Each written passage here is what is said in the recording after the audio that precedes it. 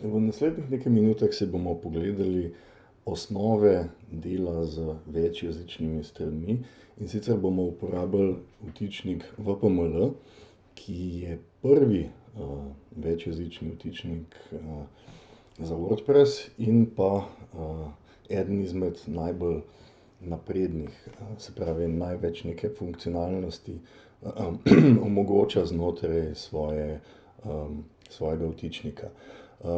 Je sicer nekaj brezplačnih alternativ, kot je recimo Polylang.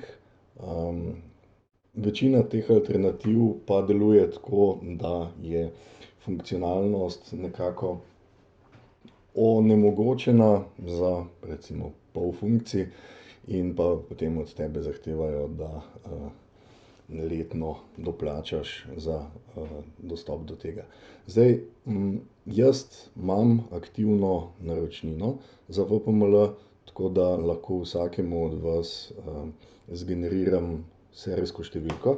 Za razliko od Divija pa za razliko od Formidable Forms je tukaj treba za vsako domeno posebej manualno, tako da me morate kontaktirati za svojo domeno in jaz vam zgeneriram potem key, ki ga lahko potem neomejeno uporabljate, zato ker jaz vsako leto pač podaljšam to naročnino in imam neomejeno naročnino. Tako da pač brez težav dodam še vašo spletno stran noter. Ena stvar, ki jo boste mogli vedeti, je, da zato, ker je ta vtičnik plačljiv, pomeni, da ga bo treba namestiti malenkost drugače, in sicer ga bo treba namestiti preko plugins, add new in pa potem upload plugin. Zato, ker tukaj v tej bazi vtičnikov WordPress dovoljuje samo brezplačne vtičnike. V trenutku, ko je vtičnik plačljiv, ga je treba namestiti manualno. Se pravi, izbral sem ta file, ki ga bom delil tudi z vami, in pa potem kliknem na Install now in držim pesti, da bo vse uspešno zaključilo. Okej. Se pravi, naslednji korak je, da aktiviram moj vtičnik. In ko ga bom aktiviral, se mi bo tukajle pojavilo sporočilo, ki od mene zahteva, da osnovno konfiguracijo moje spletne strani naredim. Zdaj, tale spletna stran je popolnoma sveža. Na njej ni ničesar, razen en blog post, en page in pa en, poglejmo točno, kateri je, mislim, da je privacy policy, ki je največ. Evo, privacy policy. Tukaj zaenkrat tudi Divija ni, tako da bomo to kombinacijo z Divijem naslednjič v malo bolj advanced videu pogledali. Tudi kako se potem za string translation preprosto katerokoli besedo na spletni strani prevede. Ampak zaenkrat samo toliko, se pravi, tukaj imam neko vsebino in vsa vsebina je trenutno v angleškem jeziku. To je pomembno zaradi naslednjega koraka, se pravi, kliknil bom na Configure WPML in vprašal me bo za to. Vsa vsebina, ki je že na strani, mora biti definirana zdaj z originalnim jezikom, ne. Torej, če imam v angleščini trenutno vsebino in jo hočem potem prevajati v slovenščino, je to ta korak, ne. Malenkost premislite tudi zaradi tega, ker originalni jezik bo vaša domena.com, vsi ostali jeziki bodo poševnica jezik, ne. Tako da tista zadeva, ki je vaš primarni jezik, je fino, da iz nje izhajate. Torej, jaz bom default language pustil v angleščini in tukajle napisal, da želim slovenski jezik. Dodate lahko neomejeno jezikov. Jaz bom dodal samo slovenščino, ampak preko VPML-ja lahko praktično prevajate v katerikoli jezik, ki je v bazi. Verjetno sicer ne katerikoli jezik, ampak tisti glavni, ki jih v svetu govorimo. Torej, kliknil bom na Continue in tukaj imam to možnost, kakšen format linkov za večjezičnost želim, ne. Torej, different languages in directories. Potem bo recimo vitamini.si, poševnica stran oziroma vitamini.si, poševnica sl, poševnica stran. Imamo možnost tudi to, če bi želeli, da imamo eno domeno za en jezik in eno domeno za drug jezik in potem je možno prehajati iz ene, na drugo. Zdaj, tukaj je malenkost težje oziroma dosti več dela je s tem, da povežeš dve domeni na, eno WordPress inštalacijo, ampak to možnost vam nekako, dovoljuje. In pa potem ta tretja, ki je meni še najmanj všeč, zato ker, kar se optimizacije za iskalnike tiče, so, parametri, ki se pripopajo čisto na koncu, vašega naslova, nekaj, kar res, praktično vsi od prvega dneva odsvetujejo, ne.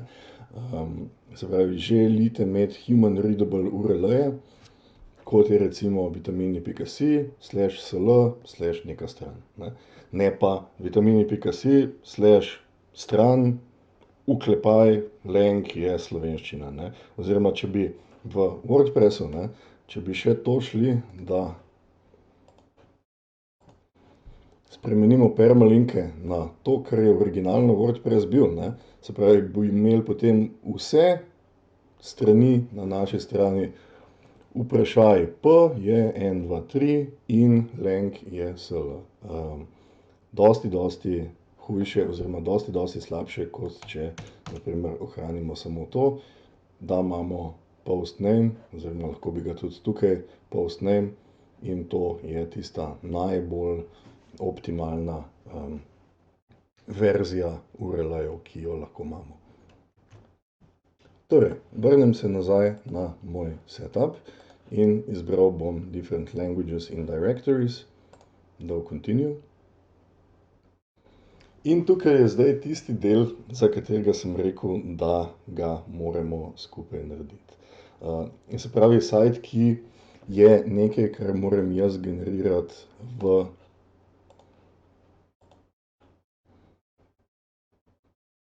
v moji pač, kako bi rekel temu, backendu na VPML-ju, in ko jaz to generiram, imam končno ta key, za dobiti.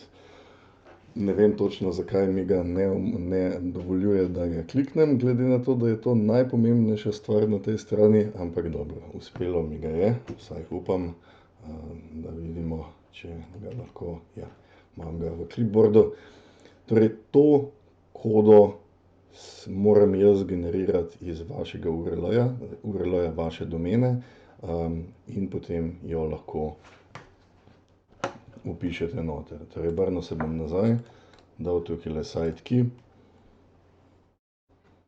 in moja domena je zdaj registrirana in jo lahko uporabljam z VPML-jem, dokler je moja naročnina aktivna.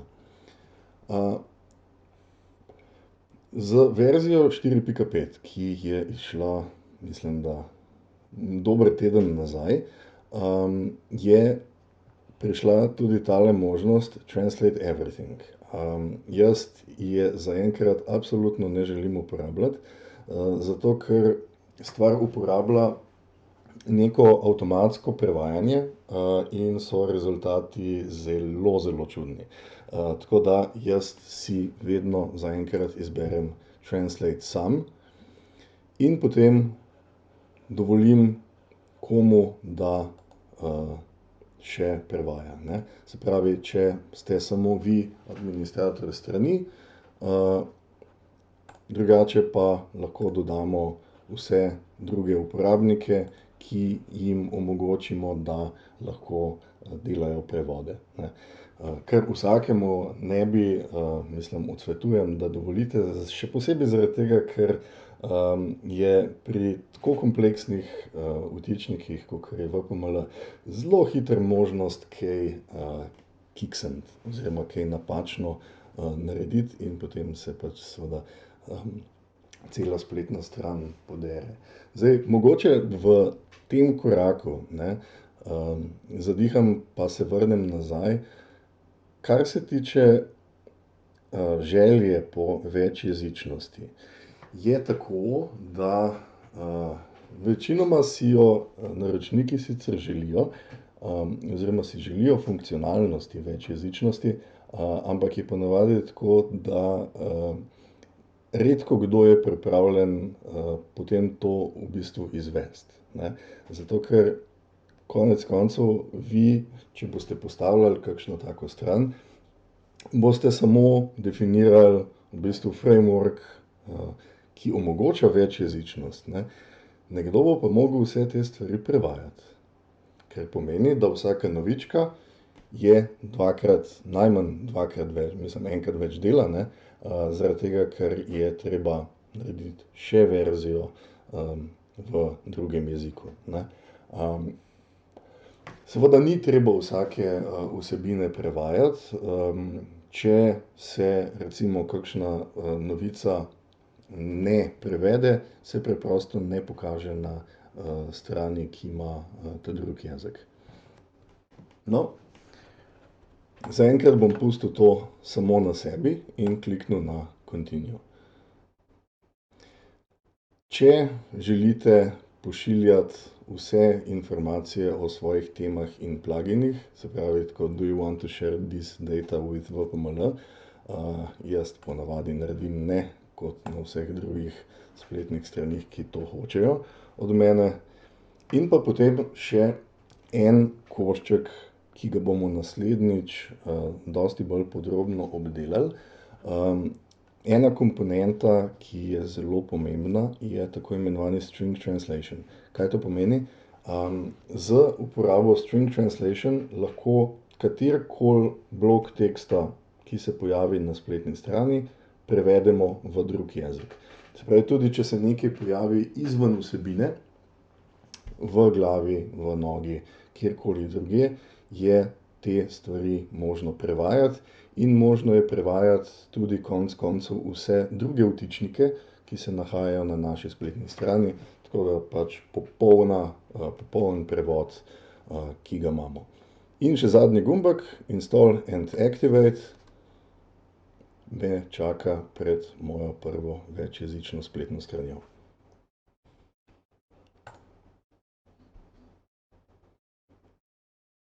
Tako. Zadnji korak, kar nekaj gumbkov je še, žal ni bil zadnji gumbek. Zadnji korak, ki ga želim vedno narediti, je, da se potem, ko zaključim inštalacijo, premaknem tukajle pod languages. Tukaj je kar nekaj stvari, ki smo jih sicer že nastavili, kot je recimo tole, kakšen URL je za posamezen jezik. In kako izgleda language switcher, kakšno je zaporedje teh jezikov, ko se pojavijo na spletni strani. Ampak mene ponavadi, jaz si ponavadi želim te dve stvari. In sicer footer language switcher mi omogoča, da čisto na koncu vsebine moje spletne strani dodam dva linka na dva jezika. In pa ena druga stvar, ki mi je tukajle še ne omogoča, zato ker nisem naredil še svojega menija, pa ga bom zdajle na hitro naredil, se pravi, šel bom v menus. Naredil moj prvi meni. In pa dodal bom 3 custom linke noter.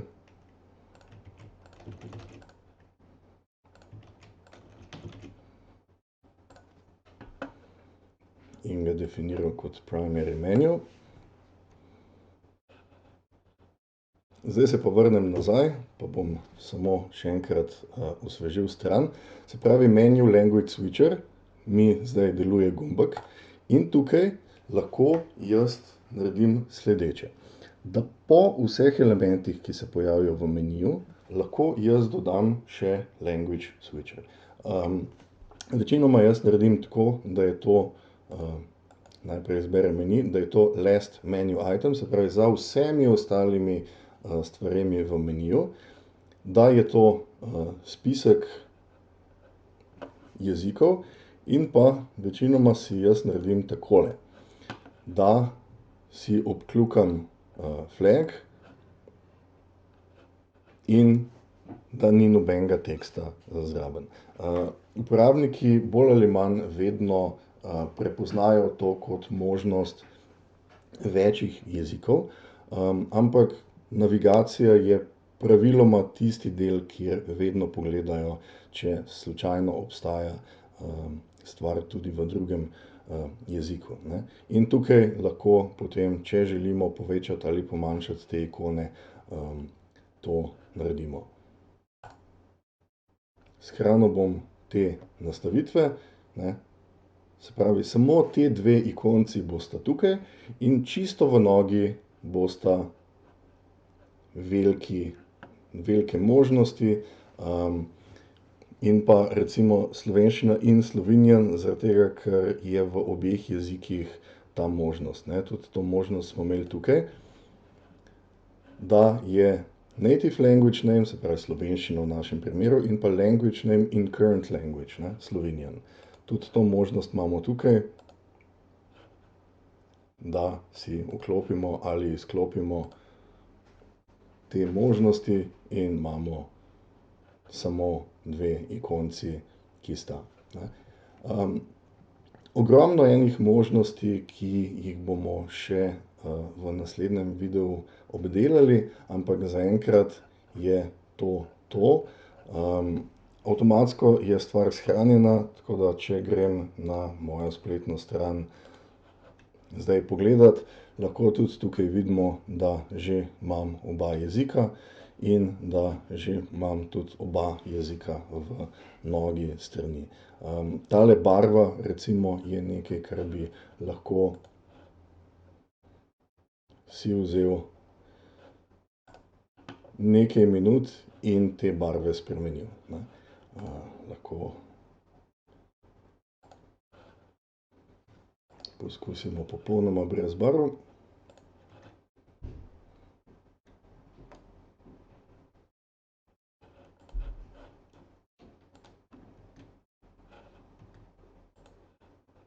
In ne, vseeno imam to barvo. Moral bi pač barvo definirati in potem bi se stvar speštalila skupaj z vsem ostalim dizajnom. Ista možnost je potem, da dam ta language switcher v widget, torej kjerkoli na moji spletni strani bi lahko dodal ta element in si ga recimo zdizajniral po svoje. In zdaj, ko smo, se lahko premaknem ali v posts ali v pages in boste videli, da je nekaj novega. Ta stolpec tukaj. Za vsak jezik, ki ga dodate, bo seveda en ekstra stolpec, ampak v tem stolpcu boste videli, da imam eno ikonco, tale plusek. Ta plusek pomeni, da zadeva še ni prevedena oziroma tudi ni še v delu, niti ni zaključen prevod. In če kliknem na tale plusek, me bo vrgel v moj translation editor, kjer mi bo dal vso vsebino v tekstu, ki jo najde na moji spletni strani in ki jo lahko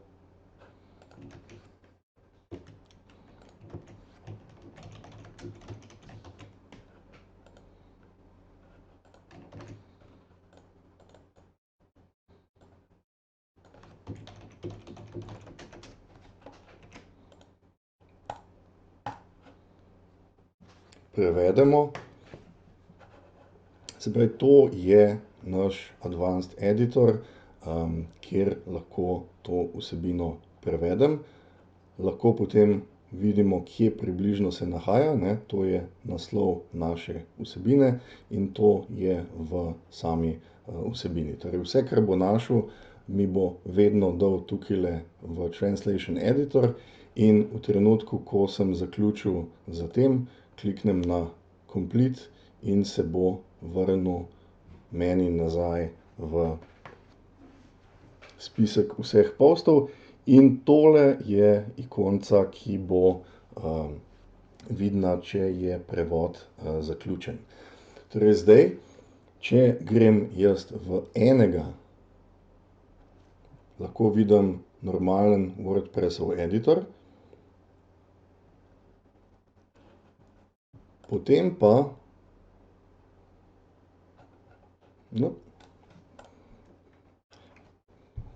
pa lahko grem tukaj in pregledam vse prevode. In če se vrnem zdaj na mojo spletno stran, imam tole v angleškem jeziku in če kliknem na slovenščino, imam stvar na pol prevedeno v slovenščino. Enaka stvar je tudi v Pages, torej en ekstra stolpec tukaj, kjer lahko dodate svoje prevode.